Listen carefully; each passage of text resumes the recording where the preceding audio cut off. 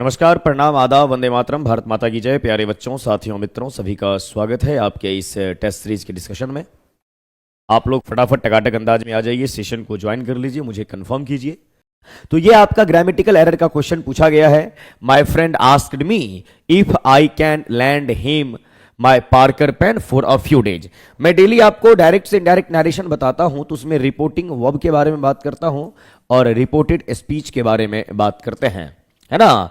जान लीजिए, अगर मेरा रिपोर्टिंग वर्ब या तो प्रेजेंट में लिखा है और मेरा रिपोर्टिंग वर्ब या फ्यूचर में लिखा हुआ हो, तो रिपोर्टेड स्पीच के टेंस को हम चेंज नहीं करते हैं। यह होता है हमारा नो चेंज इन टेंस। इस बात का ध्यान आपको रखना है। वहीं पे अगर रिपोर्टिंग वर्ब मेरा चला गया पास्ट के टेंस में, तब रिपोर्टेड स्पीच के टेंस को चेंज करना पड़ेगा और यहां हम लिखेंगे चेंज द टेंस। और आपके नरेशन के क्वेश्चन से कॉमन एरर का क्वेश्चन यहां पूछ लिया गया। माय फ्रेंड आस्क्ड, अब यहां पर आस्क्ड का मामला है, तो ये V2 और V2 का मामला होता है पास्ट इन डेफिनिट के लिए, है ना।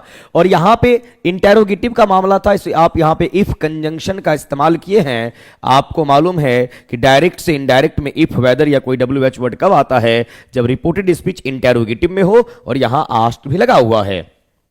अब आई कैन आप कर रहे, ये पास्ट में गया है तो कैन का पास्ट होना चाहिए और कैन का पास्ट होता है आपका कुड, और यही आपका है error, grammatical error, option B B4 Bombay आपका यहां पर आंसर माना जाएगा।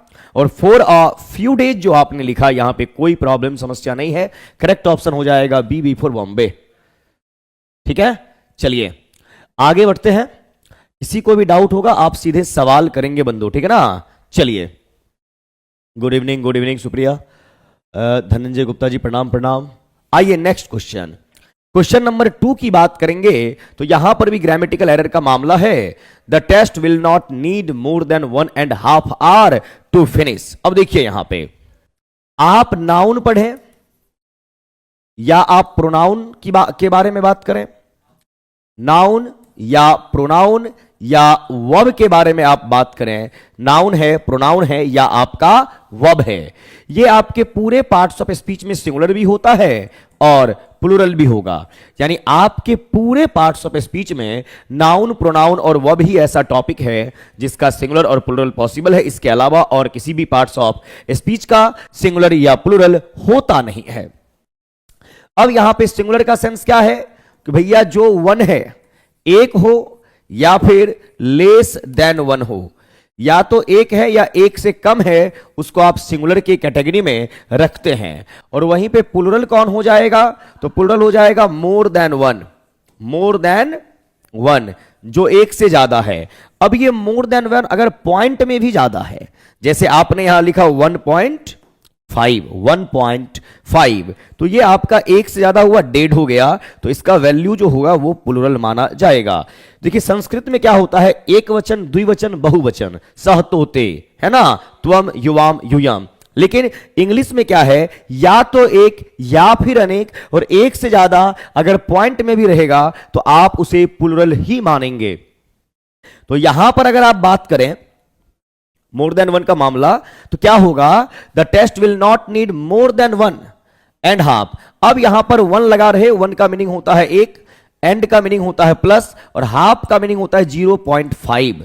अब आप ऐसे कनेक्ट करेंगे तो 1.5 हो जाएगा और ये हो गया प्लूरल। और आप यहां पे आर का इस्तेमाल कर रहे, जब ये प्लूरल हो गया तो इसके साथ आने वाला नाउन भी आपका प्लूरल ही माना जाएगा। तो मोर देन 1.5 आर का आर्स करेंगे, करेक्ट ऑप्शन आपका हुआ B B4 Bombay to finish. तो करेक्ट होना चाहिए था the test will not need more than 1.5 hours to finish, B B4 Bombay आपका आंसर है। यहां पे ध्यान आप रखेंगे। Ritesh Kumar good evening, good evening ji Ritesh ji. चलिए आइए, 1 to 5 के लिए बेनिफिशियल हो सकता है आपका, लेकिन लिटरेचर वहां नहीं मिलेगा, ग्रामेटिकल सेक्शन मिलेंगे। जो क्वेश्चन हमने डील किया ये सब आपके लिए बेनिफिशियल है। अब यहां पर है फिल इन द ब्लैंक का मामला, है ना। वो क्वेश्चन जो आप देख रहे थे वहां पे फिल इन द ब्लैंक्स के क्वेश्चन थोड़े अपर लेवल के थे। आपके एग्जाम में आर्टिकल वगैरह भी पूछा जाता है, तो वो आपको 1-2 सेट में मिलेगा, क्या बोलते हैं, वीक में, पर डे, है ना। Barsa Kumari good evening, good evening.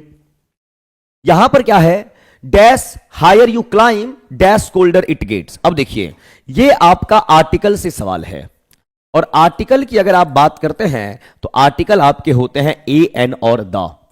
ए होगा या एन होगा या आपका क्या होता है, द होता है। ए एन और द। ए और एन जो आपका है ये आपका इंडेफिनिट आर्टिकल होता है, ये आपको मालूम होना चाहिए। वहीं पे अगर आप द की बात कर रहे हैं तो द आपका डेफिनिट आर्टिकल होता है, ये भी आपको मालूम होना चाहिए। अब आइए बात करते हैं, क्या बातचीत करेंगे आप। यहां पर कॉन्सेप्ट आपके डिग्री का है, और डिग्री में आपका कॉन्सेप्ट जो बन रहा है वो कंपैरेटिव डिग्री का है। कंपैरेटिव डिग्री का। कंपैरेटिव डिग्री कभी कभी पैरेलल एक्शन को बतलाते हैं। अब ये पैरेलल एक्शन क्या होता है?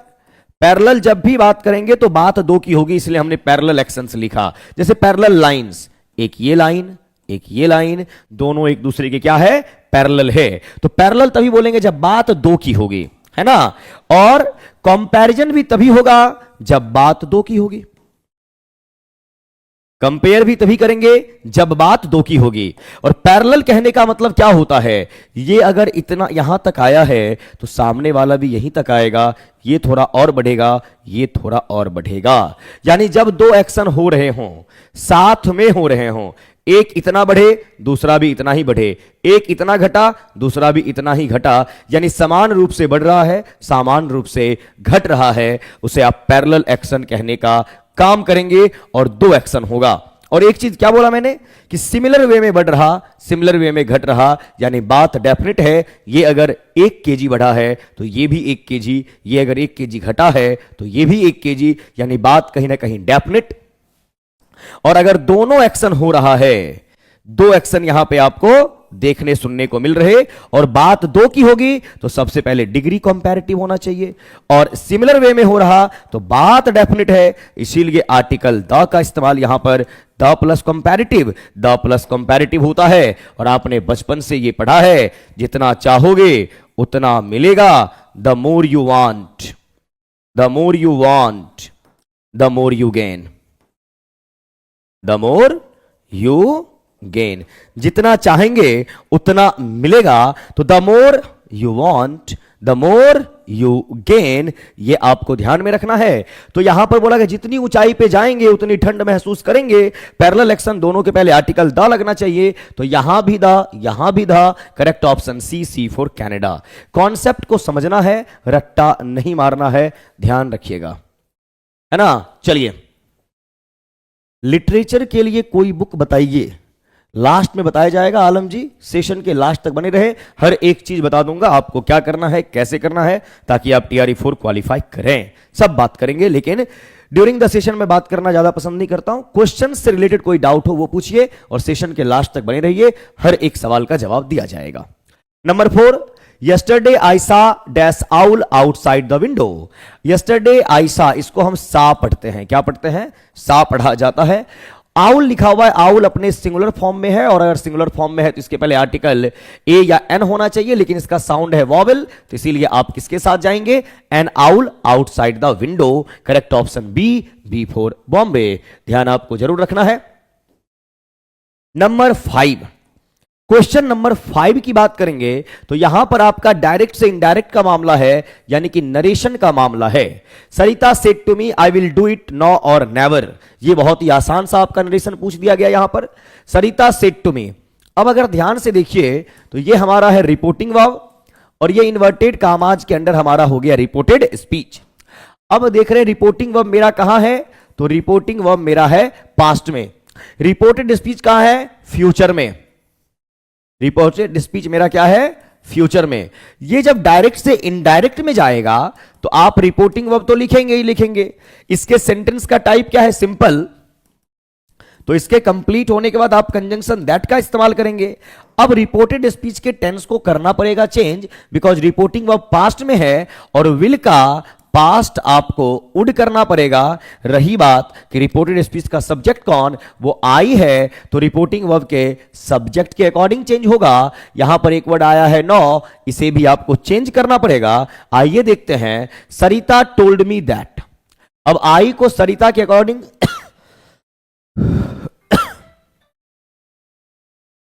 एक मिनट, हाँ, आई को सरिता के अकॉर्डिंग अगर चेंज करेंगे तो सरिता यानी कि सी, तो यहां आई के प्लेस पे सी होना चाहिए, जो कि हो नहीं रखा है, तो इसलिए ऑप्शन ए एलिमिनेट। बी की बात करेंगे, सरिता टोल्ड मी दैट, अब आई को सरिता के अकॉर्डिंग सी किया, विल को उड किया, उड डू इट।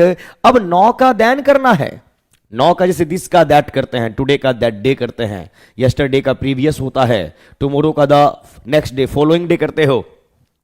नौ का देन करना है आपको, आपने नहीं किया।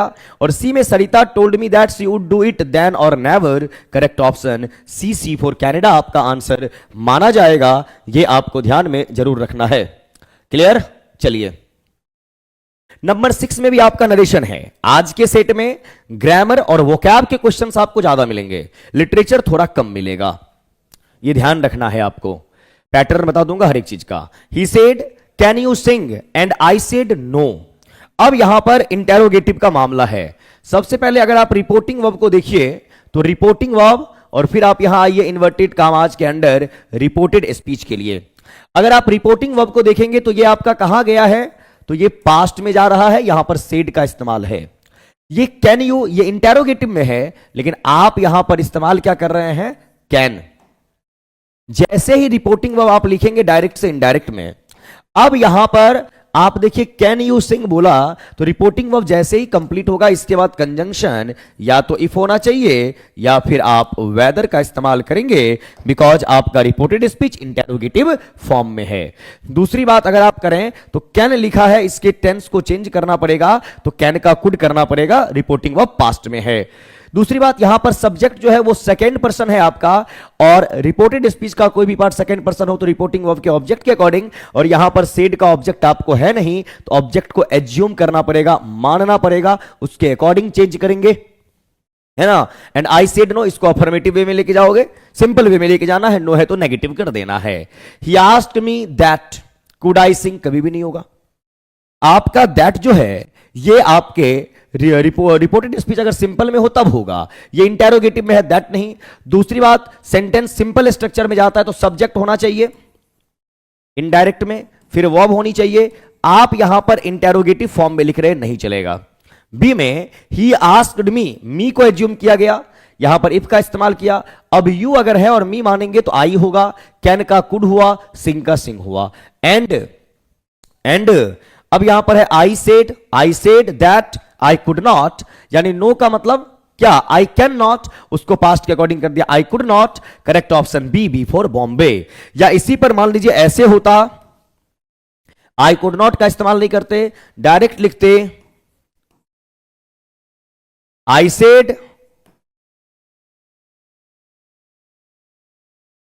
Said in a negative way, I said in a negative way. अगर यस होता I said that I could, या I said in a affirmative way, in a positive way, ये भी बोला जाता है। तो करेक्ट ऑप्शन हमारा हो गया बी फॉर बॉम्बे।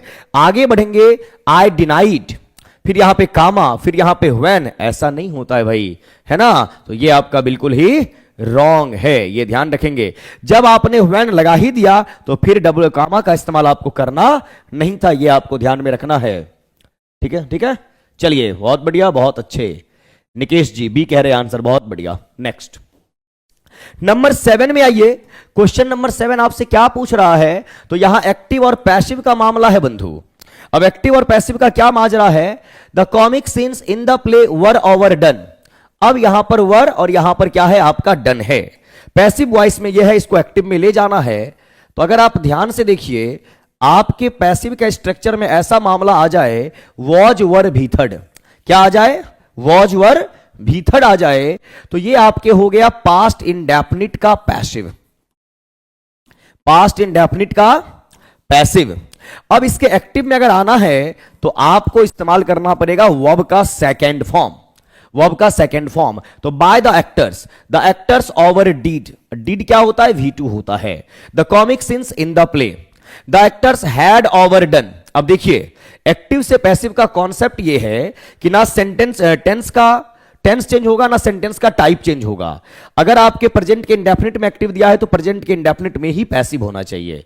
प्रेजेंट के कॉन्टिन्यूअस में एक्टिव है तो प्रेजेंट के कॉन्टिन्यूअस में ही पैसिव होगा। और सेंटेंस का टाइप अगर अफर्मेटिव में है तो अफर्मेटिव, नेगेटिव है तो नेगेटिव, और इंटेरोगेटिव है तो इंटेरोगेटिव। तो ना सेंटेंस का टाइप चेंज होता है, ना आपका टेंस चेंज होता है। कहां पे? एक्टिव और पैसिव वॉइस में।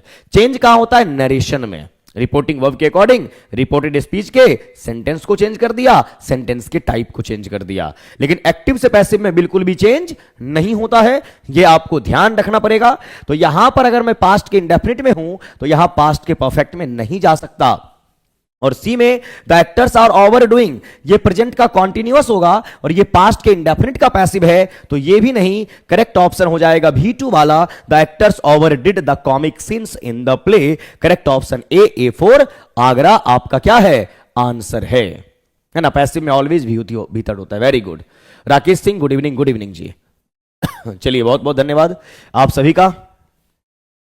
डाउट होगा, सवाल करना है। आइए, नहीं तो कोई भी डाउट हो, मैं भी जैसे रिदम में पढ़ा रहा हूं, ठीक है। आपका डाउट है, आप क्या करें, नोटबुक लेके रखें, और जिस भी नंबर, मान लो नंबर 8 में डाउट है, नंबर 8 आप नोट कर लें। मैं सेशन के लास्ट में टाइम दूंगा, जिनका जो डाउट है सवाल कर लीजिए और आप एक एक करके पूछ लेंगे। आइए, ये एक्टिव से पैसिव का मामला है आपका, और एक्टिव से पैसिव के मामले में क्या होगा? तो बोला गया the authorities are disturbing food packets to the food victims. अब यहां पर आर डिस्ट्रीब्यूटिंग है, यानी आप अगर देखिए ध्यान से तो आपका यहां पर इज है, एम है और आर है, साथ में भी 4 है। तो ये प्रेजेंट के कॉन्टिन्यूअस का बंधु एक्टिव है। अब प्रेजेंट के कॉन्टिन्यूअस के पैसिव में अगर आप जाएंगे तो आपको यहां पर is, am, are plus being का इस्तेमाल करना है और प्लस वर्ब का थर्ड फॉर्म इस्तेमाल करना है। आप सवाल करेंगे ये आईएनजी कहां से आया? V4 का मतलब होता है V1 प्लस आईएनजी, और एक्टिव में अगर आईएनजी है तो पैसिव में उसके लिए बीइंग का इस्तेमाल करना होता है। आइए, distributing food packets to the food victims. Food packets are distributed. अगर आप आर डिस्ट्रीब्यूटेड करेंगे तो ये प्रेजेंट के इंडेफिनिट का पैसिव हो जाएगा, जबकि एक्टिव प्रेजेंट के कॉन्टिन्यूअस का दिया हुआ है, तो पैसिव भी इसी का बनना चाहिए। तो ऑप्शन ए नहीं होगा। फूड पैकेट्स, अब यहां पर पैकेट्स है प्लुरल और आप लगा रहे हैं इज। सब्जेक्ट वर्ब एग्रीमेंट के अकॉर्डिंग सब्जेक्ट जैसा है वर्ब वैसा ही होना चाहिए, तो पैकेट्स के अकॉर्डिंग इज नहीं आएगा। इस ऑप्शन को भी एलिमिनेट किया। और सी में foods packet are being distributed to the flood victims by the authorities. Correct option C for Canada. ये आपको ध्यान में रखना पड़ेगा, और आप सब अच्छा आंसर कर रहे हैं, बहुत बढ़िया, लाजवाब। आइए, नंबर 9 की बात अगर करें तो यहां आपसे पूछा गया है सिनोनिम, यानी कि पर्यायवाची। पर्यायवाची शब्द आपसे पूछा गया। जब भी किसी भी वर्ड को आप पढ़ें तो सबसे पहले आप उसके पार्ट्स ऑफ स्पीच को जानने की कोशिश करें। क्या इसका पार्ट्स ऑफ स्पीच क्या होगा? तो सबसे पहले आपका वर्ड आया है वेनगार्ड। वेनगार्ड, अब इसको आप क्या बोलेंगे? तो ये आपका नाउन के तौर पे काम करता है। किस तौर पे काम करेगा? नाउन के तौर पे, और कभी कभी ये वर्ब के तौर पे भी काम करता है। तो सबसे पहले ये तो हमारा हो गया पार्ट्स ऑफ स्पीच। अब वेनगार्ड का मतलब क्या होता है? तो ये होता है मेंटोर। ये होता है जो आपको गाइड करे, इंस्ट्रक्टर, यानी किसी भी फील्ड में महारथी है ना, और आप उस फील्ड में वो आपको गाइड कर रहा है, आपको इंस्ट्रक्ट कर रहा है, उस सेंस में बोलेंगे तो वेनगार्ड का मतलब हो जाएगा जो आपको अच्छे तरीके से गाइड करे, जो आपका मेंटोर हो। क्या हो? आपका मेंटोर हो। जो आपको इंस्ट्रक्ट करे, आपका इंस्ट्रक्टर हो, लेकिन नॉर्मल वाला नहीं, अच्छा वाला। या जिम में जो ट्रेनर होते हैं, जो आपको ट्रेनिंग दे, जो आपको पढ़ाए, आपको कुछ सिखाए, है ना, गुरु उस सेंस में। तो रेस ड्राइवर, रेसिंग करने का यहां पर कोई भी सेंस नहीं बन रहा। ऑफिसर का मतलब अधिकारी हो गया, और पायोनियर का मतलब होता है पथ प्रदर्शक, यानी one who is skilled for one particular thing. अगर कोई इंसान किसी एक चीज में बहुत ही क्या बोलते हैं एक्सपर्ट है, for example Sachin Tendulkar cricket को क्या कर सकते हो? पायोनियर कर सकते हैं वो, है ना, उस फील्ड के मास्टर हैं, गॉड बोला जाता है उनको। तो वहां पे पायोनियर वर्ड यानी वेनगार्ड का सिनोनिम अगर पूछेगा तो वो हमारा पायोनियर होगा। ये आपको ध्यान रखना है। ऑप्शन सी फॉर कैनेडा, है ना। सर एक दिन वोकैब का क्लास भी यूट्यूब पर करा दीजिए ना। वोकैब का तो बैच चल रहा है ना बाबू, A to Z बैच। और एक दिन वोकैब कराने से काम नहीं चलेगा। वोकैब कहने का मतलब यह है कि आपको कंप्लीट वोकैब पढ़ लेनी चाहिए। तो अपना वो बैच है, वैसे मैं 1-2 दिन मैराथन ले आऊंगा आपके लिए, कोई दिक्कत नहीं है, लेकिन 1-2 दिन क्लास करने से बात बनेगा नहीं, आपको लगातार वर्ड के बारे में पढ़ना है। तो आप इस टेस्ट सीरीज के माध्यम से देखते हैं, और अगर आपको और वोकैब जानना हो तो अपना बैच है जिसके बारे में हम आपको बता देंगे, आप चाहेंगे तो आप देख सकते हैं उस बैच को, है ना। चलिए सर, आज का क्वेश्चन रिपीटेड था, सिर्फ सेट का नंबर चेंज कर दिया गया था, ऐसा नहीं है कि हर एक क्वेश्चन रिपीटेड था।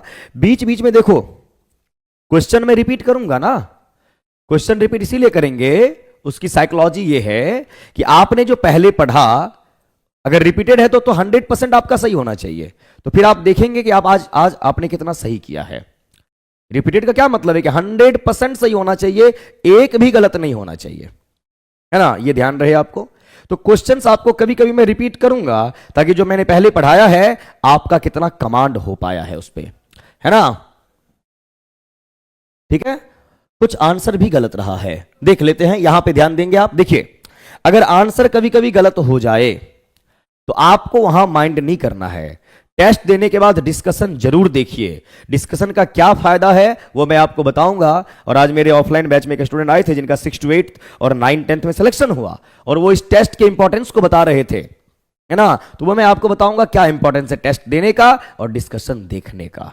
भले आप जानते हैं लेकिन फिर भी आप देखिए, ठीक है। आइए, अगर आंसर की थोड़ा बहुत इधर उधर हो जाए तो माइंड नहीं करना है, टेस्ट देना है, डिस्कशन देखना है। आइए यहां, अब देखो ये वोकैब वाला सीन आ गया सामने, पहले कंप्लीट कर देते हैं, उसके बाद इस बैच के बारे में बता देंगे। देखिए, वर्ड है आपका सिनोनिम फॉर्टिट्यूड। क्या है? फॉर्टिट्यूड। अब देखिए, ये वर्ड जो आपका है फॉर्टिट्यूड, ये नाउन के तौर पे काम करता है। ये क्या है? आपका नाउन है। फॉर्टिट्यूड वर्ड का जो कोनोटेशन होता है, कोनोटेशन का मतलब होता है वर्ड का एटीट्यूड, वो आपका होता है पॉजिटिव।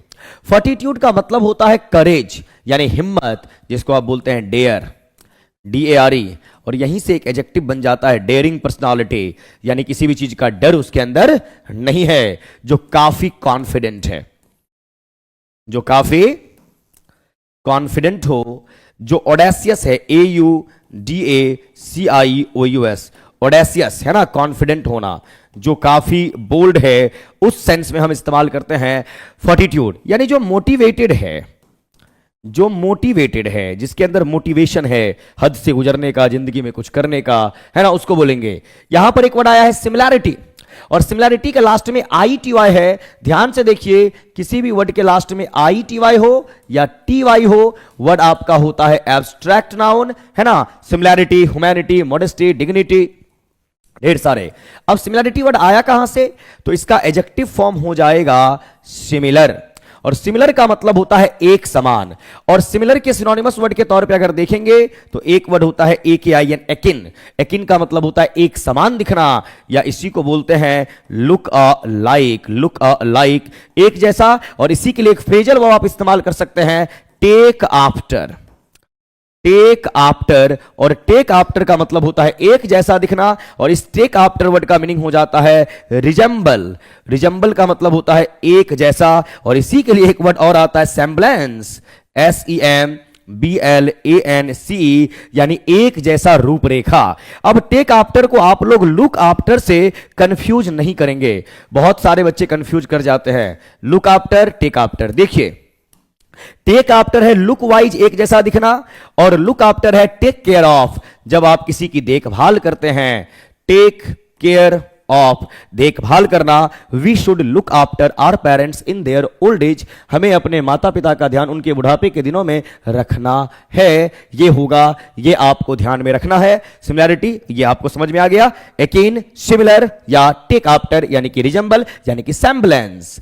अब यहां पर करेज वर्ड का मीनिंग क्या होगा? तो करेज का मतलब होगा साहस, हिम्मत। करेज वर्ड आपका क्या है? नाउन है, और इसी करेज वर्ड से एक वर्ब हो जाएगा एनकरेज, ENCOURAGE। एनकरेज वर्ड जो है ये आपका वर्ब हो गया, ये ध्यान रखना है।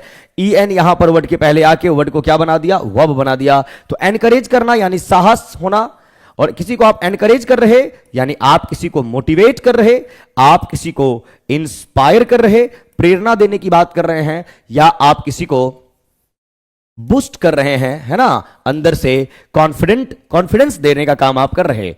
सी में आपका आ गया प्रोटेक्शन। प्रोटेक्शन के लिए कौन कौन सा वर्ड पढ़ेंगे? प्रोटेक्ट करना एक वर्ड होता है इसके लिए, साल्वेशन, है ना, या एक वर्ड होता है साल्वेज, SALVAG, साल्वेज, बचाना। और एक आप देखते हैं ना, रेस्क्यू टीम होती है, तो रेस्क्यू टीम का क्या काम होता है? प्रोटेक्ट करना, किसी को सेव करना, बचाना। उस कॉन्टेक्स्ट में आप बात करेंगे तो फॉर्टिट्यूड का मतलब साहस हो गया। करेक्ट ऑप्शन आपका हो जाएगा बी फॉर बॉम्बे। ये आपको ध्यान में रखना है, ठीक है। Seat number 1, seat number 19 same है, A to Z। अच्छा कोई बात नहीं, माफी चाहूंगा, सेम हो गया, है ना, थोड़ा डिफरेंट रहेगा, डोंट वरी। आइए यहां इनॉर्मस, लेकिन डिस्कशन सेम नहीं मिलेगा, डिस्कशन में डिफरेंस आपको दिख जाएगा। आइए यहां, select the most antonym of the given word, the word is enormous. अब यहां पर आपको क्या दिखना? एंटोनिम दिखना है, यानी विपरीतार्थक शब्द आपको देखने हैं। इनॉर्मस वर्ड का मीनिंग क्या होता है? इनॉर्मस के लास्ट में OUS है। देखिए, अगर वर्ड के लास्ट में आपका OUS आ जाए, किसी भी वर्ड के लास्ट में, तो उस वर्ड का जो पार्ट्स ऑफ स्पीच होगा वो आपका होगा एडजेक्टिव। क्या होगा आपका? एडजेक्टिव होगा। इस बात का ध्यान आप जरूर रखेंगे इनॉर्मस के बारे में। अब आइए यहां ध्यान से देखते हैं इनॉर्मस वर्ड का मीनिंग क्या होता है। इस वर्ड का मीनिंग होता है विशाल होना। इसके लिए एक वर्ड है एलिफेंटाइन, एलिफेंटाइन की बात करेंगे। इसके लिए एक वर्ड आता है ह्यूमंगस, HUMOUNGOUS, ह्यूमंगस वर्ड की बात करेंगे। इसके लिए आप एक वर्ड इस्तेमाल करते हैं जाइजेंटिक, जाइजेंटिक। इसके लिए एक वर्ड आता है जर्जनट्वैन, जर्जनट्वैन। ये सब होता है आपके विशाल के लिए। आइए यहां, सॉफ्ट का मीनिंग क्या होता है? सॉफ्ट का मीनिंग होता है मुलायम। अगर कोई भी चीज माइल्ड है ना, कोई भी चीज कॉर्डियल है। कॉर्डियल का मतलब वैसे तो होता है कोई इंसान जो कूल नेचर का हो, मित्रवत, जिसका व्यवहार हो, उसको आप बोलेंगे। टाइनी वर्ड है, आया है। टाइनी का मतलब होता है बहुत छोटा, यानी वेरी स्मॉल। टाइनी मीन्स क्या होता है? बहुत स्मॉल, बहुत छोटा। इसके लिए आप एक वर्ड इस्तेमाल करते हैं DWARF, ड्वार्फ, बोना। इसके लिए एक आप वर्ड इस्तेमाल करते हैं प्यूनी, छोटा, पिग्मी, PYGMY, है ना। इसी के लिए वर्ड इस्तेमाल करते हैं आप मिनिएचर, MINIATURE। इसी के लिए आप वर्ड इस्तेमाल करते हैं MINUT, माइन्यूट, माइन्यूट, माइन्यूट सा डिफरेंस है, यानी बहुत कम का, है ना। इसी के लिए एक वर्ड इस्तेमाल होता है मिनिस्क्यूल, मिनिस्क्यूल, बहुत छोटा होना, ध्यान आप रखेंगे। और यहां पर एक वर्ड आया है एवरेज, और एवरेज का मीनिंग क्या होता है? औसत, यानी कि इसको बोलते हैं आप मॉडरेट, यानी मॉडरेट लेवल का चीज है। करेक्ट ऑप्शन इनॉर्मस का एंटोनिम अगर देखें तो हमारा आंसर होगा टाइनी, CC फॉर कनाडा। ध्यान आपको रखना है। बहुत बढ़िया, बहुत अच्छे। But sir continue, but sir counting में आ ही जाएगा ना फिर। अरे भैया, मैं तो जानबूझ के सेट आपका रिपीट करूंगा कभी कभी बीच बीच में, है ना, जानबूझ के। जो आपने जो पहले पढ़ा है उस पर आपकी कितनी पकड़ है, मैं इसीलिए करता हूं, है ना। तो इसके लिए आपको सोचना नहीं है, परेशान नहीं होना है। क्लियर है ना, ध्यान रहे। आइए, select the most antonym of the given word, the word is commissioned, the word is commissioned. अब कमीशन्ड के बारे में बात करेंगे। ईडी लगा हुआ है तो ये आपका क्या है? वर्ब का थर्ड फॉर्म है, वर्ब का थर्ड फॉर्म है ना। अब कमीशन की बात करेंगे तो ये वर्ब ही हुआ, वर्ब के थर्ड फॉर्म से बात कर रहे हैं। आइए देखते हैं कहां से ये आपका वर्ड आता है, यहां से लिखते हैं। तो एक वर्ड हुआ सबसे पहले तो कमिट, फिर यहीं से आपका वर्ड बनता है कमिटी, फिर यहीं से आपका वर्ड बना कमीशन, है ना। ये ध्यान आपको रखना है। अब जैसे ही कमीशन वर्ड की बात की है तो ये कमीशन मेरा नाउन भी है और ये कमीशन मेरा वर्ब भी है। जब कमीशन नाउन के तौर पे काम करेगा तो इसका मीनिंग होगा ऑर्गेनाइजेशन, ऑर्गेनाइजेशन यानी कि संगठन। ये आप ध्यान में जरूर रखेंगे। या इसी का मीनिंग होगा एसोसिएशन, यानी कि संगठन के तौर पे काम करना है आपको। और जब कमीशन मेरा वर्ब के तौर पे काम करेगा तो इसका मीनिंग होगा स्टार्ट, इसका मीनिंग होगा इनिशिएट, इस वर्ड का मीनिंग हो जाएगा बिगिन करना, इस वर्ड का मीनिंग हो जाएगा COMMENC कमेंस करना, शुरुआत करना। इस वर्ड का मीनिंग हो जाएगा EMBAR के इम्बार्क, और इम्बार्क के साथ लगता है ऑन, यानी किसी भी चीज की शुरुआत करनी। ये आपको ध्यान में जरूर रखना है। स्टार्टेड तो आपका यही हो गया, शुरुआत करने से रिलेटेड। क्लोज का मतलब क्या होता है? किसी भी चीज को आपने अगर क्लोज कर दिया है, यानी आपने उस चीज को कवर करके रखा है। क्लोज करना, कवर करना, या आपने उस चीज को हाइड कर दिया। इसी के लिए एक वर्ड आता है council, CONCEL, council, mystify, MOSTIFY, mystify. अब देखिए, मिस्टिफाई वर्ड के लास्ट में क्या लगा हुआ है? IFY। किसी भी वर्ड के लास्ट में हो, उस वर्ड का पार्ट्स ऑफ स्पीच होता है आपका वर्ब, जैसे क्लासिफाई, रेक्टिफाई, मॉडिफाई, कॉडिफाई, है ना। तो इस सेंस में आप बात करेंगे। और ऑप्शन सी में आपका वर्ड आया टर्मिनेट करना, और टर्मिनेट का मतलब होता है एंड कर देना, टर्मिनेट का मतलब होता है फिनिश कर देना, है ना, यानी समाप्त कर देना। ये सेंस निकल के आएगा। तो कमीशन का एंटोनिम क्या हो जाएगा? Terminated, terminated. ये आपको ध्यान में रखना है। कमीशन अथॉरिटी, हाँ बिल्कुल हो सकता है सिनोनिम वर्ड के तौर पे। बहुत बढ़िया। यादव पूजा सर, वोकैबुलरी और एंटोनिम्स सिनोनिम याद नहीं होते, याद ही नहीं होते हैं, सब याद हो जाएगा, परेशान नहीं होना है, थोड़ा सा बने रहिए। मैं अपने बैच के बारे में बता दूंगा, या आप सेट के माध्यम से कर सकते हैं तो सिर्फ इस माध्यम से करें। वोकैब का स्पेशल मेरा बैच भी आता है, वहां से करना है तो वहां से करें, सब बताएंगे। बस 1 मिनट का टाइम दीजिए। आइए यहां वन वर्ड का मामला है, हैबिचुअली, साइलेंट और टॉकिंग लिटल। यानी हैबिचुअली वर्ड की अगर हम बात करें तो ये कहां से आया है? तो सबसे पहले तो एक वर्ड होता है हैबिट, फिर एक वर्ड आपका होता है हैबिचुअल, है ना, और उसके बाद वर्ड क्या बना? हैबिचुअली। देखिए, हैबिट आपका जो है ये आपका नाउन है। हैबिचुअल वर्ड के लास्ट में क्या लगा हुआ है? AL, तो ये वर्ड आपका हो गया एडजेक्टिव। दुनिया का कोई भी वर्ड अगर उसके लास्ट में AL आ जाए तो इस वर्ड का जो पार्ट्स ऑफ स्पीच होता है वो आपका होता है एडजेक्टिव। जैसे नेशन से नेशनल, नेचर से नेचुरल, ये आपको ध्यान में रखना है। तो ये हैबिचुअल या आपका हो जाएगा एडजेक्टिव के तौर पे। और जब एडजेक्टिव के लास्ट में LY लगाओगे तो वर्ड आपका बनता है एडवर्ब। तो हैबिचुअली ये आपका एडवर्ब के तौर पे। और साइलेंट के लास्ट में क्या लगा हुआ है? ENT। ध्यान रहे, किसी भी वर्ड के लास्ट में आप ANT का इस्तेमाल कीजिए या ENT का इस्तेमाल कीजिए, वर्ड तब भी आपका एडजेक्टिव होता है। और एडवर्ब का क्या काम है? एडवर्ब का काम है एडजेक्टिव को क्वालिफाई करना। तो हैबिचुअली साइलेंट, ये सब ध्यान रखिए, पहचानना है। यहीं पे अगर वर्ड के लास्ट में ANT नहीं ANC आ जाए, वर्ड के लास्ट में ENT नहीं ENC आ जाए, तो वर्ड मेरा हो जाता है एब्स्ट्रैक्ट नाउन, एब्स्ट्रैक्ट नाउन। अगर मैं साइलेंट का साइलेंस लिखूं, अगर मैं साइलेंट का साइलेंस लिखूं तो वर्ड जो मेरा बंधु है वह नाउन होगा। ये आपको जरूर ध्यान में रखना है। तो हैबिचुअली साइलेंट और टॉकिंग लिटल। अब देखिए, लिटल आप कहां पढ़े हैं? तो एक वर्ड आपने पढ़ा होगा लिटल, एक आप पढ़े होंगे अ लिटल, एक आपने पढ़ा होगा द लिटल। ध्यान रहे, सेम ऐसे ही आपने पढ़ा होगा फ्यू, फिर आपने पढ़ा होगा अ फ्यू, और फिर आपने पढ़ा होगा द फ्यू। ध्यान रहे, लिटल होता है नेगेटिव सेंस में, फ्यू होता है नेगेटिव सेंस में। A little positive, a few positive. The little का मतलब ऑल, द फ्यू का मतलब ऑल। अब समझना है बात को। Little, a little, the little, ये अनकाउंटेबल नाउन के लिए। Few, a few, the few, ये आपके प्लूरल काउंटेबल नाउन के लिए। क्लियर? आंसर पे हम बाद में आएंगे।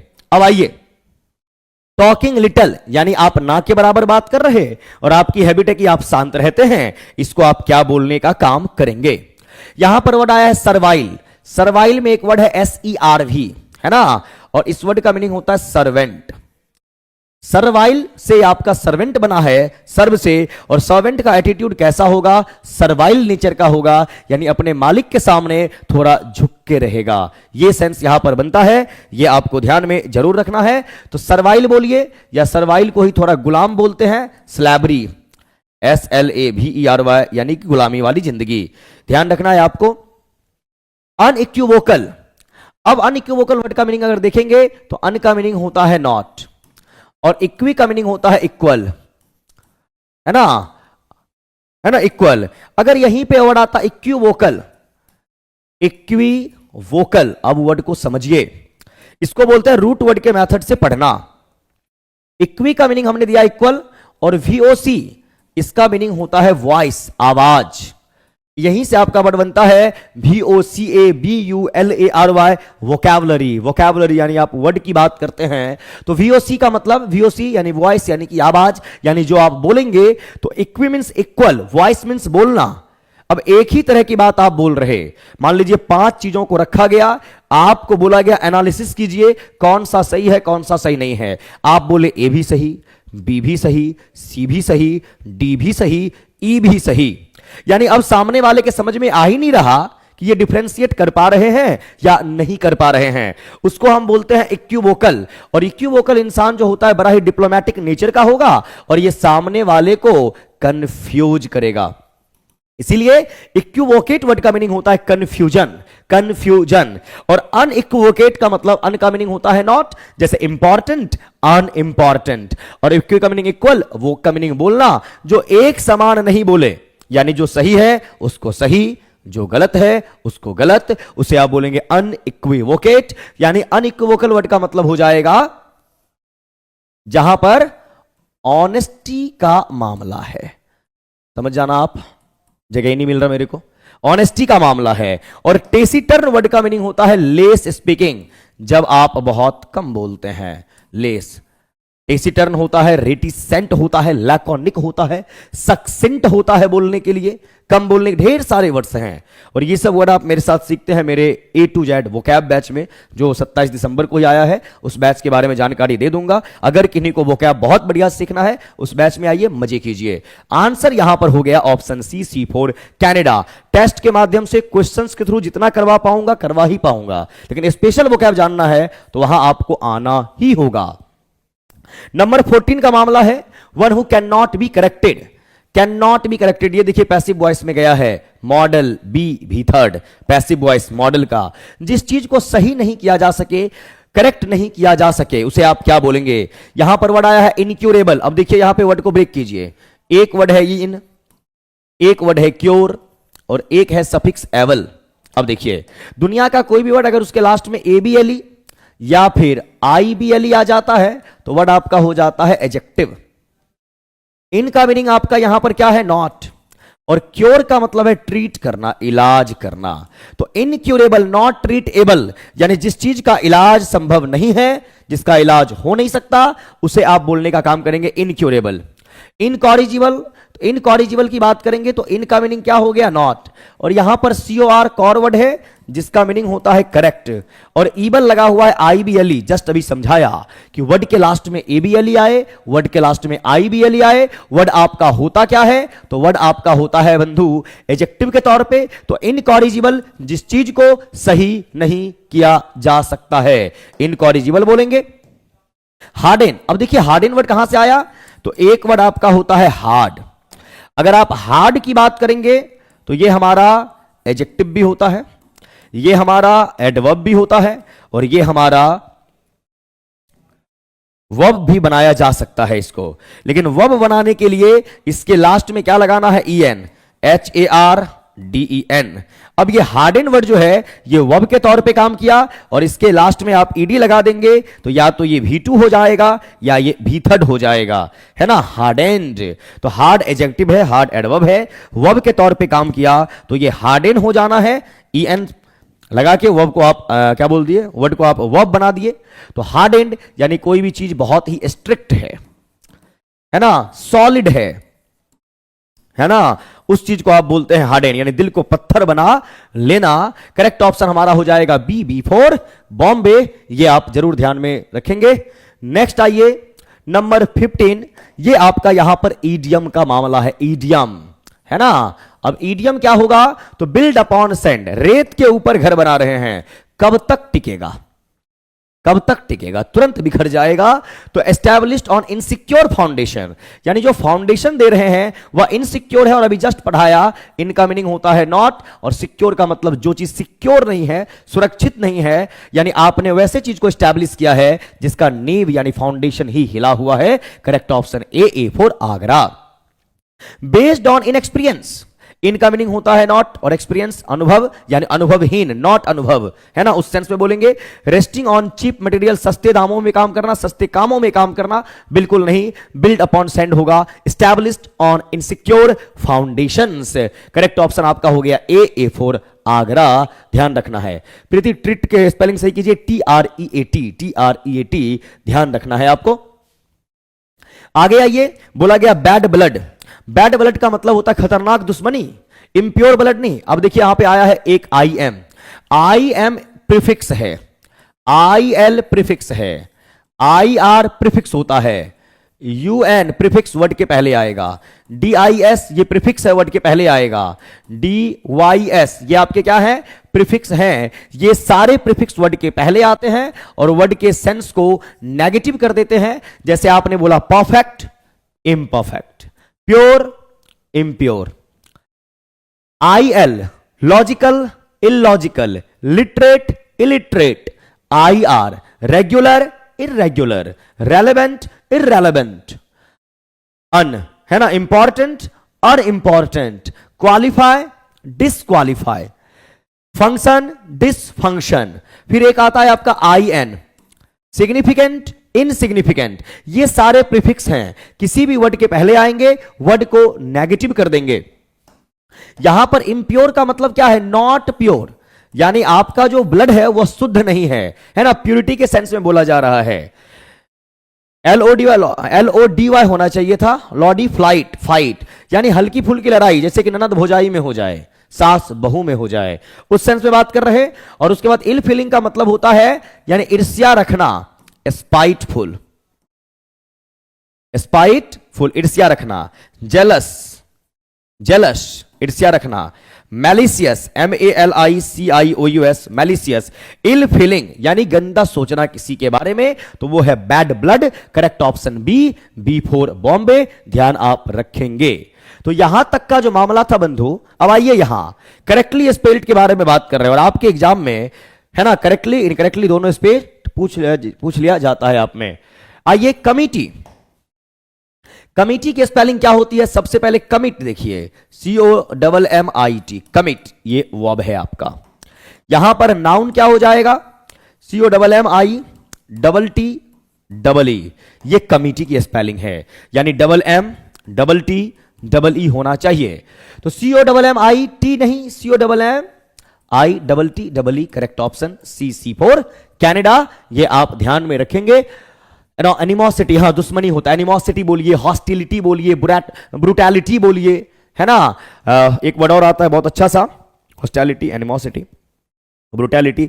फ्यूड वर्ड का इस्तेमाल होता है, ब्लड फ्यूड, फैमिली फ्यूड, पारिवारिक दुश्मनी, ब्लड फ्यूड, पुश्तैनी दुश्मनी, उस सेंस में आप बात करते हैं। ठीक है गोपाल जी। प्रीति कह रही है पति पत्नी में हो जाए तब तो बवंडर हो जाएगा, है ना। आइए यहां पे नेक्स्ट,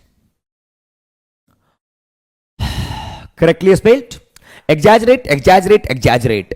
आइए सवाल है आपका, EXAGGERATE।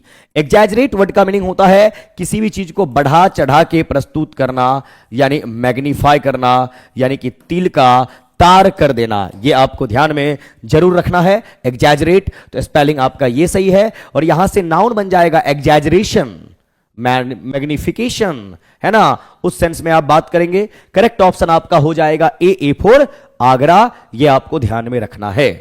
तो ये आप मेरे साथ पढ़े synonym, antonym, one word, idiom और स्पेलिंग टेस्ट। किसी को वोकैब की नीड अगर है तो आप ये वाला अपना एक बैच है ना वोकैब का, A to Z vocab batch, और ये बैच आपका स्टार्ट हुआ है 27 दिसंबर से। इस बैच में आपको सिनोनिम, एंटोनिम, है ना, होमोफोन्स, होमोनिम, पैरोनिम, है ना। हो सकता है बहुत बच्चे पैरोनिम के बारे में फर्स्ट टाइम सुन रहे हो, लेकिन हर एक चीज चाहे सिनोनिम हो, एंटेनिम हो, पैरोनिम हो, होमोनिम हो, होमोफोन्स हो, फिर आपका वन वर्ड है, इडियम फ्रेज है, फ्रेजल वर्ब है, फिक्स्ड प्रेपोजिशन के क्वेश्चंस हैं, फॉरेन एक्सप्रेशंस के क्वेश्चंस हैं, कंफ्यूजिंग वर्ड्स का मामला है। यानी हर एक टाइप का वर्ड जो आपके एग्जाम में, चाहे वो एसएससी का एग्जाम हो, बैंकिंग का एग्जाम हो, किसी भी लेवल का एग्जाम हो, इस बैच में आपको पढ़ाया जा रहा है। A to Z vocab batch daily ये शाम में 4 बजे से आपका चलता है।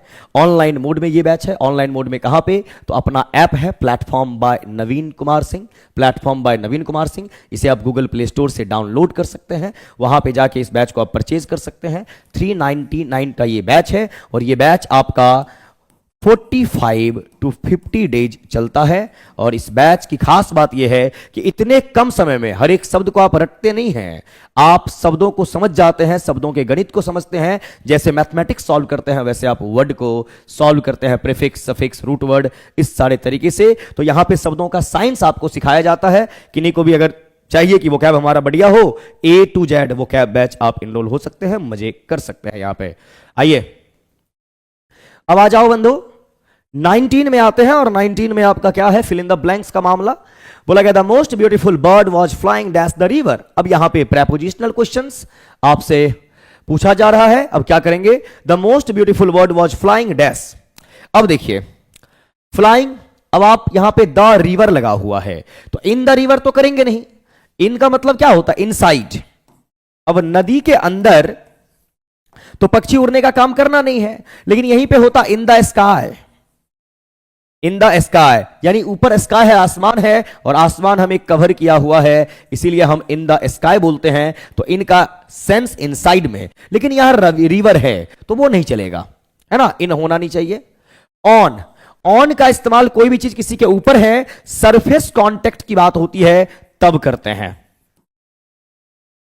सरफेस कांटेक्ट की बात हो तब करते हैं। The book is on the table, ये टेबल है, ये बुक है, और दोनों एक दूसरे से चिपका हुआ है। The book is on the table की बात करेंगे। विद का यहां पर कोई भी सेंस बनेगा नहीं, है ना। तो अब आप यहां पे क्या इस्तेमाल करेंगे? The word, the most beautiful word was flying over a river. और ओवर का मतलब होता है जब किसी भी चीज के ऊपर से आप हॉवरिंग करते हैं, और हॉवरिंग का मतलब होता है मंडराना, है ना। तो वहां पर ओवर का इस्तेमाल होना चाहिए। The most beautiful bird was flying over the river. Correct option कोई भी नहीं, तो हमारा हो जाएगा E, none of the above. None of the above, ये आपको ध्यान में जरूर रखना है। 20 नंबर क्वेश्चन क्या बोला गया है? He was driving dash 180 miles per hour when he crashed dash central barrier. He was driving dash 180 miles per hour. अब यहां पर ये रेट के बारे में, स्पीड के बारे में बात कर रहा है। ये 180 माइल्स पर आवर जो है ये स्पीड है। When he crash dash the central, और स्पीड को बताने के लिए या किसी भी चीज के रेट को बताने के लिए प्रेपोजिशन एट का इस्तेमाल किया जाता है ना। स्पीड हो, रेट हो, इन सभी चीजों को रिप्रेजेंट करने के लिए प्रेपोजिशन एट का इस्तेमाल आप करते हैं। तो ही वॉज ड्राइविंग एट। अब एट यहां भी, अंडर का कोई सेंस नहीं। When he crash dash central barrier, अब इन भी है, इनटू भी है। इनका मतलब होता है इनसाइड के सेंस में, है ना। I am in the classroom, मैं क्लास के अंदर हूं। जबकि इनटू बतलाता है मोशन को, है ना। और क्रैश का मतलब होता है धक्का मारना, सेंट्रल बैरियर, तो वो मोशन में हुआ होगा, इसीलिए एट और इनटू होना चाहिए। ऑप्शन ए आपका आंसर माना जाएगा, ध्यान आपको रखना है।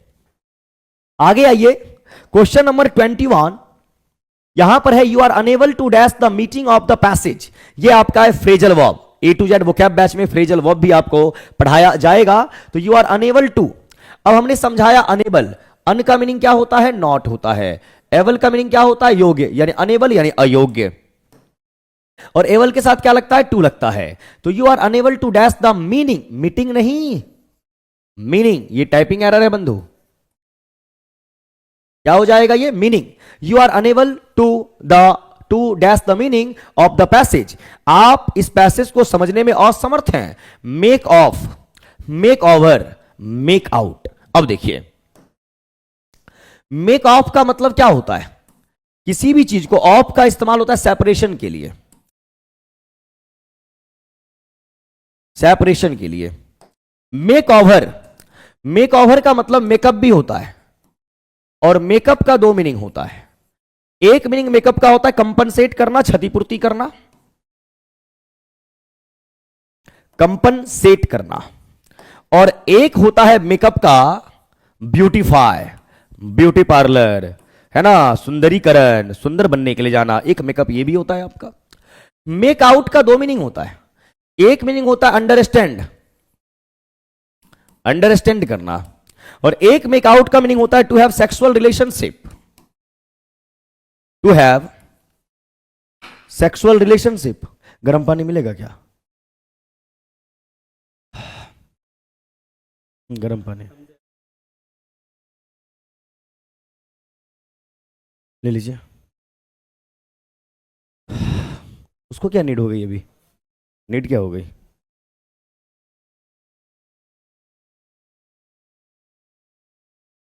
चलिए अब आइए यहां, तो मेक ओवर हो गया।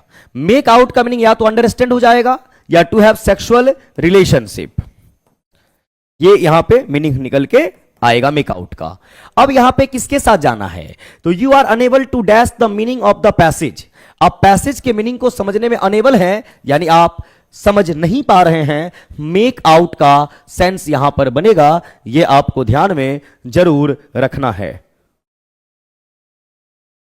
आइए 22 बोला गया find the correct punctuated sentence. अब पंक्चुएशन का क्या मामला है? My aunt who lives in Mumbai is a doctor. अब देखिए सेंटेंस को मैं कैसे लिख सकता हूं। मैंने लिखा my aunt is a doctor, my aunt is a doctor, कि मेरी जो आंटी है वो एक डॉक्टर है। सॉरी, आंटी नहीं वर्ड होता, अंट ही होता है। बीच में जो ये आप लिखे हु लिव्स इन मुंबई, है ना, ये हु लिव्स इन मुंबई किसके लिए? अंट के लिए। किसके लिए? अंट के लिए। और अंट क्या है? नाउन है। जो नाउन के बारे में बात करें उसे एडजेक्टिव कहेंगे, या एडजेक्टिव फ्रेज कहेंगे, या एडजेक्टिव क्लॉज कहेंगे। ये आपको ध्यान में जरूर रखना है। अब यहां पर हु लिव्स इन मुंबई इस ग्रुप ऑफ वर्ड्स के साथ यहां पर वर्ब भी है, तो इसे आप एडजेक्टिव क्लॉज कहने का काम करेंगे। सिंगल वर्ड होता तो एडजेक्टिव कहते। फ्रेज किसे बोलते हैं? Group of words without verb, without verb. और क्लॉज किसे कहते हैं? Group of words with verb. तो यहां पे वर्ब है जो आपका एडजेक्टिव क्लॉज हो गया। अब ध्यान से देखिए क्या बोल रहा हूं। जब कभी भी सेंटेंस में सब्जेक्ट हो, बीच में आपका एडजेक्टिव फ्रेज आए या आपका एडजेक्टिव क्लॉज आए, तो सब्जेक्ट, है ना, सब्जेक्ट और फिर एडजेक्टिव क्लॉज जहां एंड होगा वहां पे कामा का इस्तेमाल करना है। देन आप यहां पे वर्ब का इस्तेमाल करेंगे, फिर आपको जो भी करना है और सेंटेंस एंड करेगा। ये करेक्ट पैटर्न है सेंटेंस को लिखने का।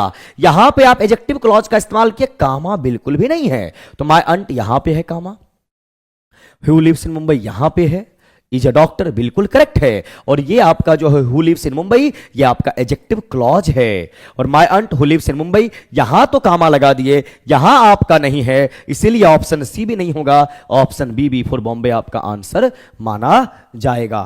फिलहाल बताइए यहां तक का मामला सब ठीक ठाक ना? बात पल्ले पड़ रही, समझ में आ रहा, इंजॉय कर रहे हैं आप लोग? बताइए फटाफट।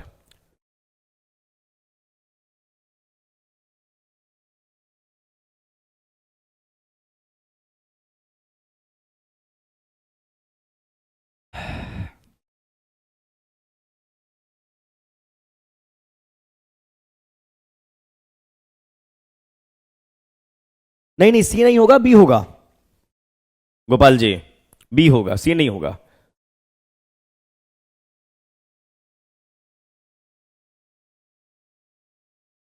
सैवेज का मतलब होता है डैमेज करना, रैवेज करना, नुकसान पहुंचाना ब्रदर। पुष्कर आनंद, क्या नाम था? गोपाल जी नाम है ना? बी होगा बंधु। अभी समझाया ना ये वाला पैटर्न, वीडियो को थोड़ा बैक करके देख लीजिए एक बार फिर से। आइए यहां, find the correct poetic literary device और figure of speech in the given sentence. ध्यान से देखिए। An ambassador is an honest man who lives abroad for the good of his country. देखिए, एम्बेसडर, राजदूत जिसको आप बोलते हैं, बोल रहा इज एन ऑनेस्ट मैन, वो एक ईमानदार व्यक्ति है। हु लिव्स होना चाहिए। अब यहां पे लाइज, लाइज का मतलब होता है क्या, कहीं पे आप परे हुए हैं। और लिव्स का यहां पर इस्तेमाल किस सेंस में किया है, लाइज का इस्तेमाल लिव्स के सेंस में किया, abroad, for the good of his country. और इसको बोलते हैं जब शब्दों के साथ आप खेलते हैं, शब्दों के साथ इंजॉय करते हैं, है ना। जनरली ए वाला टाइप देखने को मिलता है क्लॉज में। नहीं वो नहीं करना है, कॉन्सेप्ट को समझना है रहमान जी, है ना, ये ध्यान रखना है। अब आइए यहां, तो ये लाइज और लिव्स, लाई का मतलब होता है कहीं पे आप परे हुए हैं, है ना, और लिव का मतलब कहीं आप रह रहे हैं। तो आप एक ही कॉन्टेक्स्ट के लिए, एक ही मीनिंग के अलग अलग वर्ड का इस्तेमाल कर रहे, या एक ही वर्ड के मल्टीपल मीनिंग होते हैं, डिफरेंट सेंस में आप उसका इस्तेमाल कर रहे हैं, उस सेंस में आप इसको क्या बोलते हैं, फिगर ऑफ स्पीच में पन बोलने का काम करेंगे। और पन का मीनिंग होता है फन, और फन का मीनिंग होता है फनी, है ना, मजे करना जिंदगी में, उस कॉन्टेक्स्ट में बात करते हैं लेकिन वर्ड के साथ। यहां पर एक वर्ड आया है यूफेमिज्म। यूफेमिज्म का मतलब होता है indirect way of saying something negative, indirect way of saying something negative, है ना। जैसे किसी भी नेगेटिव चीज को डायरेक्ट आप नेगेटिव नहीं कर रहे, आपने बोला ही डाइड, मान लीजिए वह मर गया, वो अच्छा नहीं लगा। फिर आपने बोला ही touched the lotus feet, he touch the lotus feet, यानी इसका मतलब हुआ टच द लोटस फीट का मतलब कि उसका स्वर्गवास हो गया। आप बोल के ही देखिए, वह मर गया, उसका स्वर्गवास हो गया, है ना। तो दोनों में निपट ही चुके हैं वो, अब आने का नाम नहीं होगा। लेकिन बोलने में आपने नेगेटिव वर्ड का इस्तेमाल नहीं किया, पॉजिटिव वे में आप बोलने का काम कर रहे। या इसी को आप बोले ही पास्ड अवे, उनका देहांत हो गया, वो नहीं रहे, वो भगवान के घर पहुंच गए, है ना, स्वर्गवास हो गया। अब बोलेंगे वह मर गया, तो ऐसे नहीं बोलते। किसी को जब श्राप भी देते तो ऐसे नहीं बोलते तुम्हारा स्वर्गवास हो जाए, है ना, तुम मर जाओ, तुम ट्रक के नीचे आ जाओ, तुम्हारा ये हो जाए, तुम्हारा वो हो जाए, है ना, ये बोलते हैं। तो ये नेगेटिव है। और जब किसी नेगेटिव बात को पॉजिटिवली कहना हो तो उसे हम यूफेमिज्म कहते हैं। अब किसी को आप बुढ़ा बोल दीजिए, अच्छा नहीं लगेगा। सीनियर सिटीजन बोलिए, वो थोड़ा ठीक ठाक लगता है उस सेंस में। हाइपरबोली क्या होता है, बढ़ा चढ़ा के बोलना। अब बढ़ा चढ़ा के कैसे बोलेंगे, मैंने बोला she wept so much, she wept so much, है ना, वह बहुत रोई। And make the sea with, sorry made होना चाहिए, made the sea with her tears. वह बहुत रोई और इतने आंसू निकले कि उसने अपने आंसू से सागर बना दिए। ऐसा थोड़े ना होगा, है ना। जैसे क्या कहते हैं, खून की नदियां, खून की नदियां थोड़े ना होगी। हम क्या बोलते हैं, लाखों काम है हमारे पास, लाखों काम थोड़े ना होगा। उस सेंस में बात करते हैं तो उस सेंस में आपका ये हाइपरबोली कहलाएगा, बढ़ा चढ़ा के प्रस्तुत करना। बाद बाकी आंसर हमारा बी फॉर बॉम्बे है। नेक्स्ट आपका 24, मैरी एंड जॉन यूजुअली, इसका आंसर की में आंसर आपका रॉन्ग दिया हुआ है। मैरी एंड जॉन का नाम लिया गया, यूजुअली का सेंस है, तो आप प्लेज के साथ नहीं जाएंगे, और प्लेज आपका आंसर दे रखा है। और यूजुअली जो है इसका मतलब होता है हैबिट को रिप्रेजेंट करना, और हैबिट को बताने के लिए आप इस्तेमाल करेंगे प्रेजेंट का इंडेफिनिट टेंस, और वो सब्जेक्ट प्लुरल, तो भैया V1 होना चाहिए। अगर आप V1 प्लस ING चाहते हैं तो इसके पहले आपको लगाना पड़ेगा is, am, are, was, were, या तो have been, has been, had been, या फिर shall will have been before, या सेल विल बी बिफोर। ये आपको ध्यान में जरूर रखना है। आइए नेक्स्ट 25 का मामला है कि both of the dogs dash collars. अब बोथ ऑफ द डॉग, दो की बात आप कर रहे हैं, तो हैज आपका होता है नंबर के अकॉर्डिंग सिंगुलर, तो ये तो आपका होगा नहीं। हैव नंबर के अकॉर्डिंग प्लुरल है, और हैड आपके पास्ट में है, सिंगुलर भी और प्लुरल भी। तो यहां टाइम मेंशन नहीं किया कि प्रेजेंट की बात कर रहे या पास्ट की बात कर रहे, इसीलिए सिंगुलर प्लुरल के सेंस में इसके साथ भी करेक्ट ऑप्शन हमारा हो जाएगा डी फॉर दिल्ली। ये आपको ध्यान में जरूर रखना है। क्वेश्चन टैग का क्वेश्चन आपके सामने है, Sara want mind if I borrow her laptop. यहां पर देखिए दो क्लॉज है, ये इफ का इस्तेमाल किया गया। अब क्वेश्चन टैग किस क्लॉज का बनेगा, देखिए ये क्लॉज है, फिर आपका दूसरा क्लॉज है, क्लॉज 1, क्लॉज 2। बीच में आपका आता है कंजंक्शन। अब इस दोनों क्लॉज में एक आपका होगा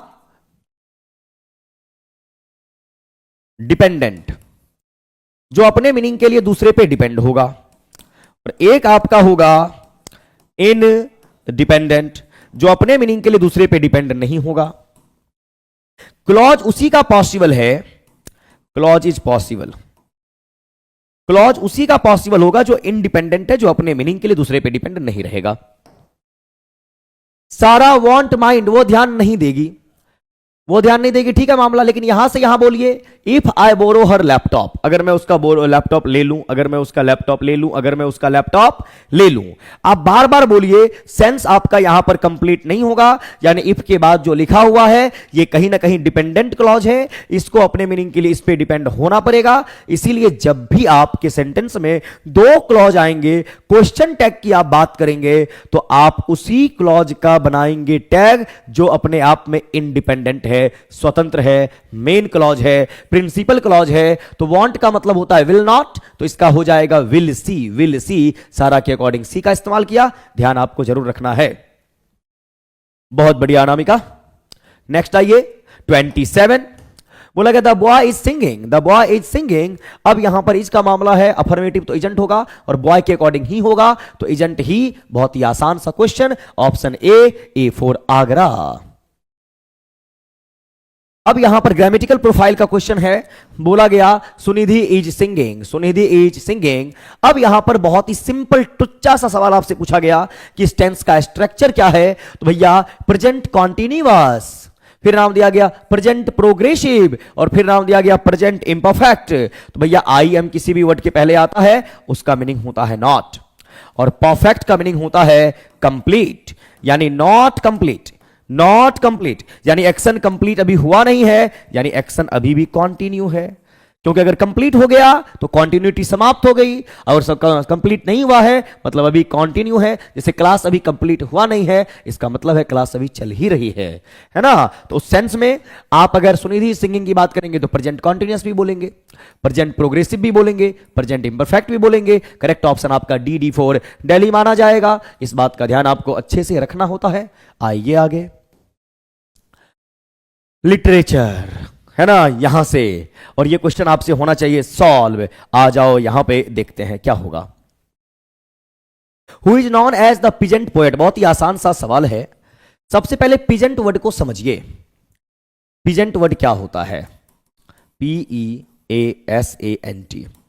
इसी पीजेंट वर्ड से आपका वर्ड बनता है पीजेंट्री, PEASANTRY। पीजेंट्री का मतलब होता है फार्मर्स, यानी किसानों का ग्रुप।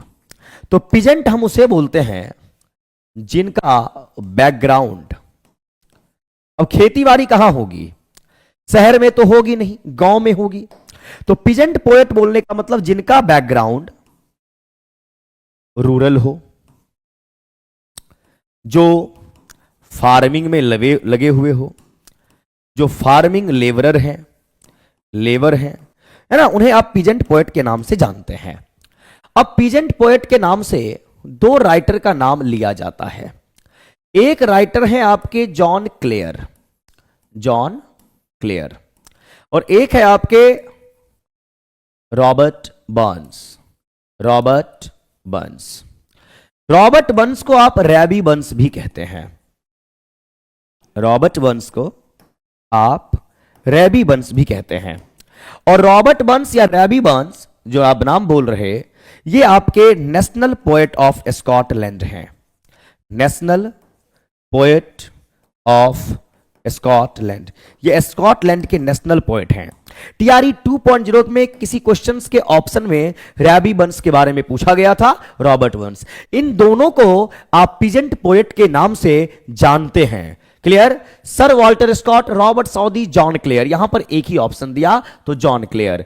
अगर यहीं पे मान लो जॉन क्लेयर भी दिया जाता, रॉबर्ट बर्न्स या इन्हीं का एक और नाम है रेबी बर्न्स, तो फिर हमारा आंसर डी फॉर दिल्ली माना जाता। यह आपको ध्यान में रखना है।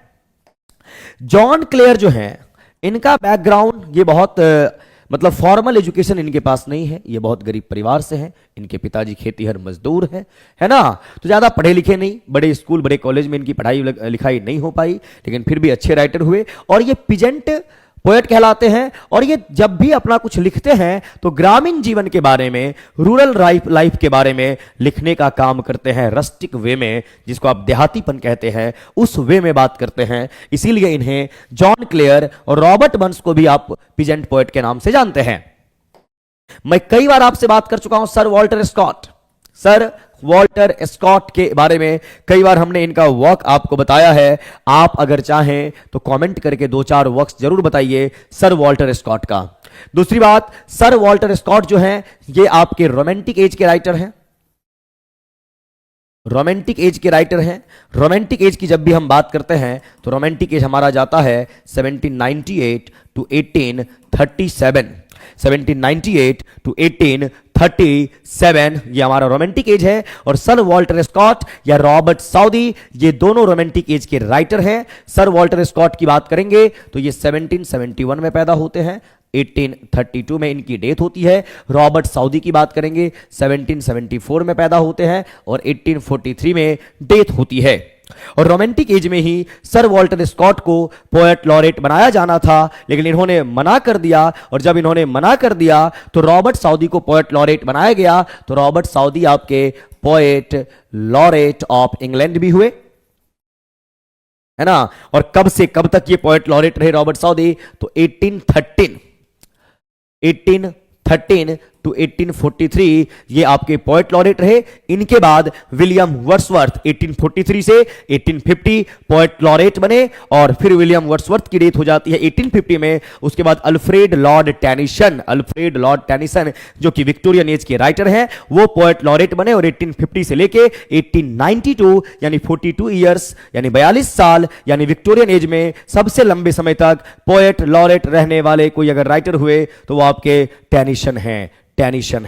ये आप जरूर ध्यान में रखेंगे।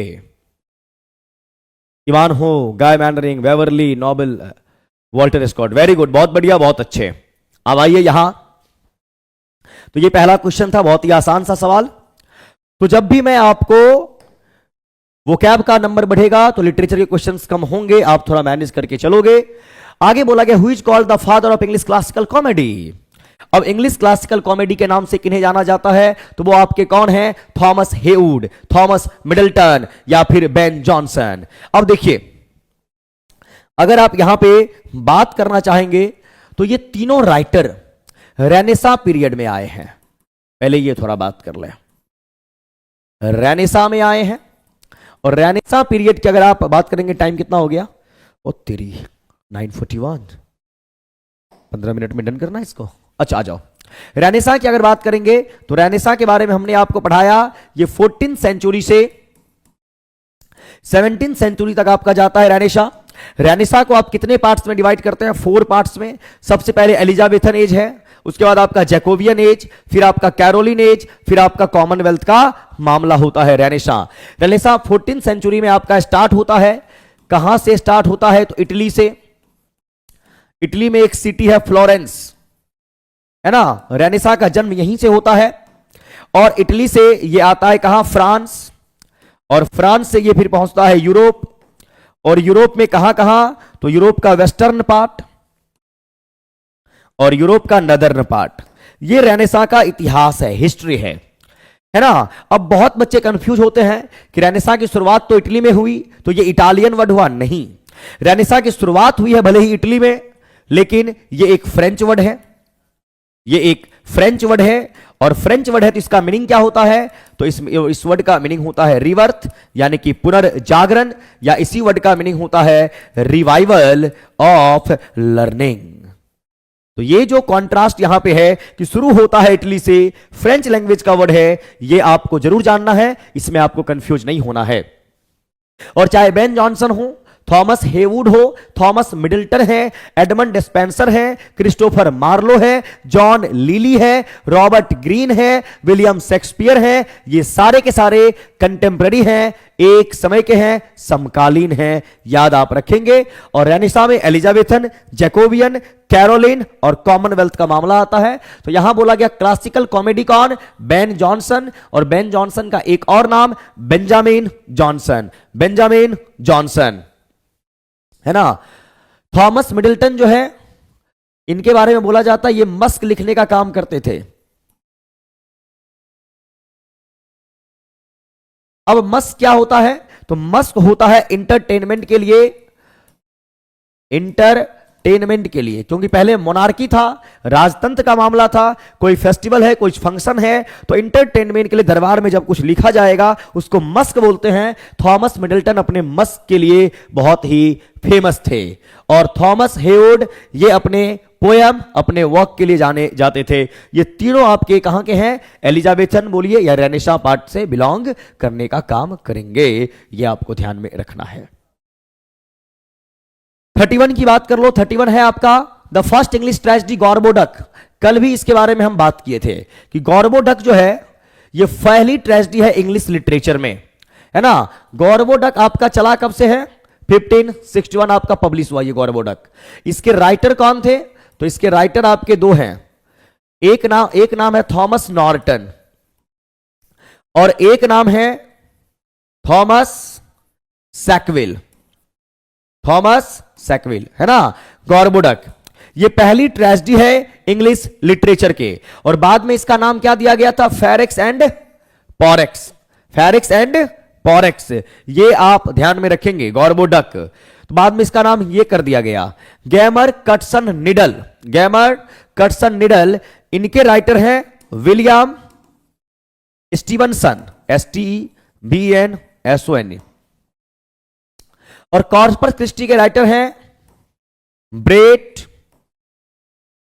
ब्रेट जॉनस्टन, और ये आपके अमेरिकन राइटर हैं।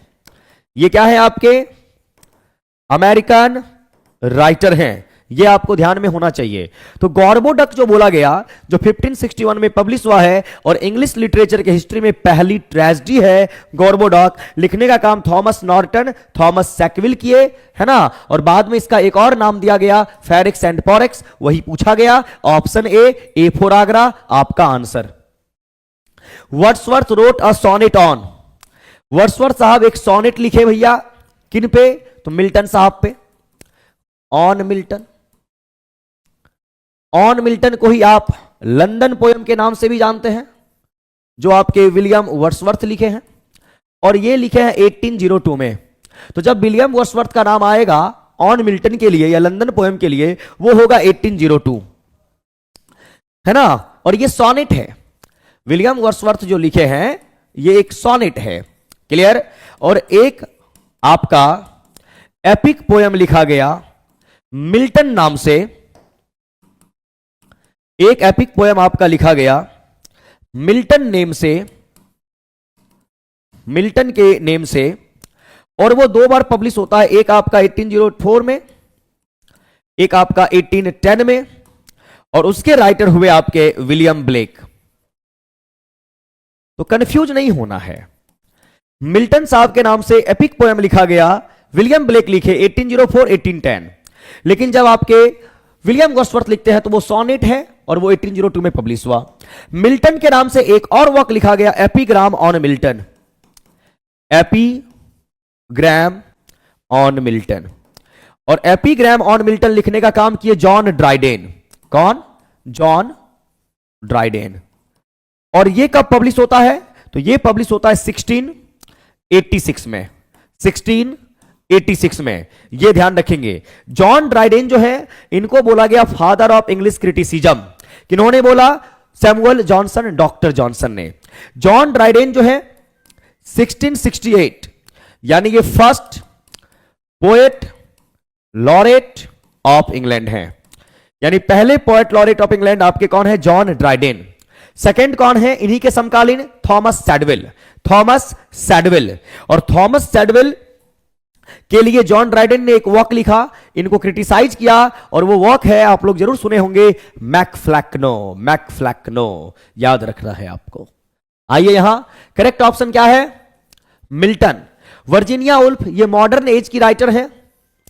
वर्जीनिया वुल्फ ये आपके मॉडर्न एज की राइटर है और इंपॉर्टेंट राइटर हैं, ध्यान रखना है। H.G. वेल्स, हर्बर्ट जॉर्ज जो वेल्स, H.G.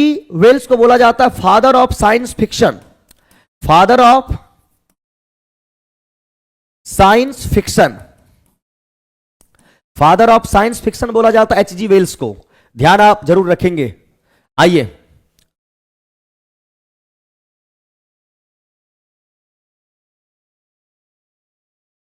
सॉरी, आइए नेक्स्ट देखिए 33। Who has published his essays under the title the round table. अब यहां पर सवाल क्या है आपका कि पब्लिश किया गया essays under the table, under the title the round table. The round table क्या है आपका? द राउंड टेबल है collection of essays, collection of essays, जिसमें आपके 52 एसेज है।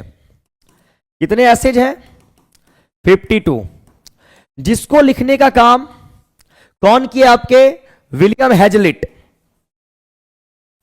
विलियम हेजलिट और लेहंट। लेहंट, विलियम हेजलिट की बात करेंगे तो ये लिखे 40 ऐसे, लेहंट की बात करेंगे ये लिखे 12 ऐसे। तो सवाल यह है कि who has published his essays under the title the round table. William Hazlitt, Leigh Hunt का नाम नहीं है ना, तो ये अगर लेहंट का भी नाम हो जाता तो ऑप्शन डी मेरा आंसर होता।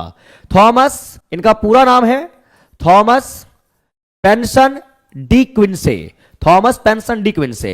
एसटी कॉलरिज रोमांटिक एज के राइटर हैं। सैमुअल, टी से होता है आपका टेलर और सी से होता है आपका कॉलरिज।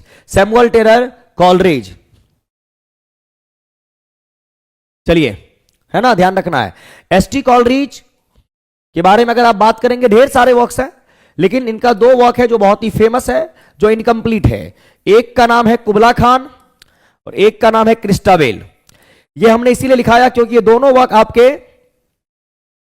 इनकम्प्लीट वर्क है, इनकम्प्लीट वर्क है, ध्यान आपको रखना है। 34। What is rhyme royal. ये एक लिटरेरी टर्म है और इसका क्या मतलब होता है?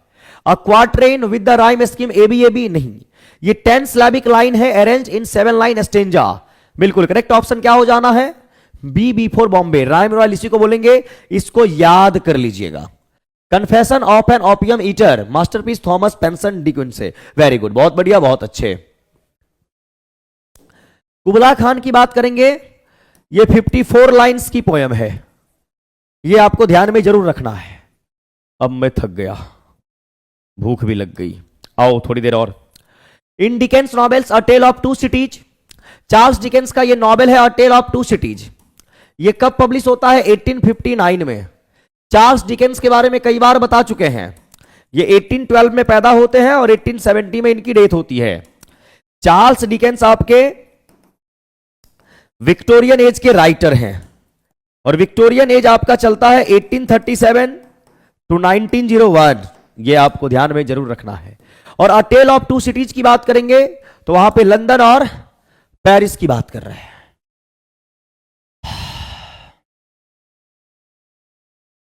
ध्यान रखिएगा।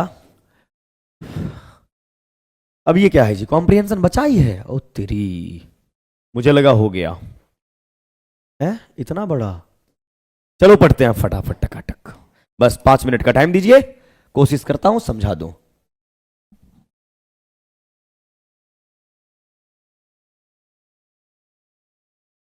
आइए, today I Rabindranath Tagore complete 80 years of my life, है ना, 80 साल का हो चुका हूं। As I look back on the vast stretch of years that lie behind me and see in a clear perspective the history of my early development, I am struck by the change that has taken place both in my own attitude and in the psychology of my countrymen, a change that carries within it a cause of profound tragedy. तो बोला गया कि मैं रविंद्रनाथ टैगोर, मैं अपने पीछे के time को देखता हूं, है ना, और क्लियर पर्सपेक्टिव से देखता हूं, अपने इतिहास को खंगोलता हूं, तो अर्ली डेवलपमेंट और आई एम स्ट्रक मतलब मैं शॉक्ड हो जाता हूं. The change that has taken place, जो बदलाव देखने को मिला, both in my on attitude, जो मेरे एटीट्यूड में, and in the psychology of my countryman, और जो मेरे देश के लोग हैं उनमें. A change that carries with in it a cause of profound tragedy. Profound का मतलब होता है डीप.